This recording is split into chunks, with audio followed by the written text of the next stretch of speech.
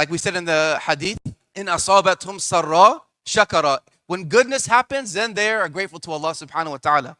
Wa in asabatu darra'u sabara. Now when a bad thing happens, then we have to show patience. And what is a better story than the story of Ayub alayhi salam?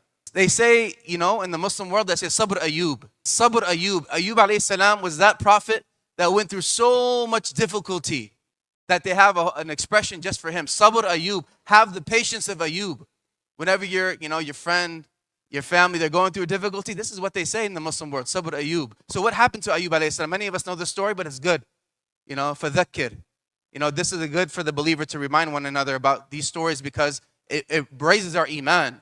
Ayub alayhi salam was a scholar with a beautiful lineage back to the prophets alayhi salatu wasalam. His wife, the narrations mention, her name was Rahma, and she was a direct descendant of Yusuf alayhi salam. And he married a beautiful, righteous wife. And not only that, Allah subhanahu wa ta'ala gave him wealth.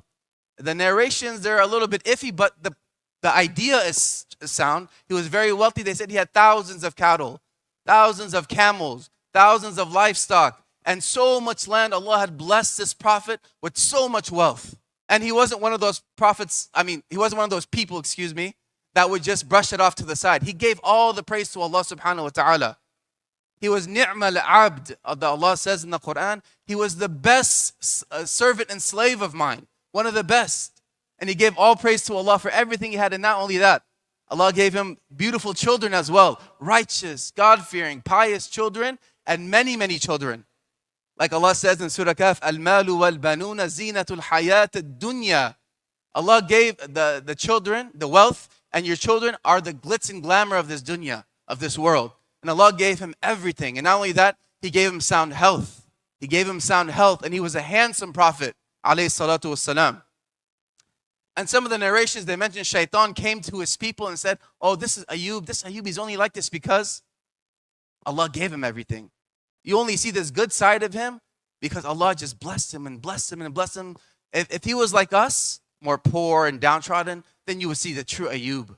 So Allah subhanahu wa ta'ala, He wanted to show the people, and Allah knows best, Allahu alam, why Allah subhanahu wa ta'ala tests His prophets the way we do. But one of the wisdoms from it is that we get to see that the people He loves the most are getting put through the most tests and trials and tribulations. So Allah subhanahu wa ta'ala takes the wealth of Ayub alayhi salam. Slowly, his livestock and his land were taken and stripped away from him. And he became poor.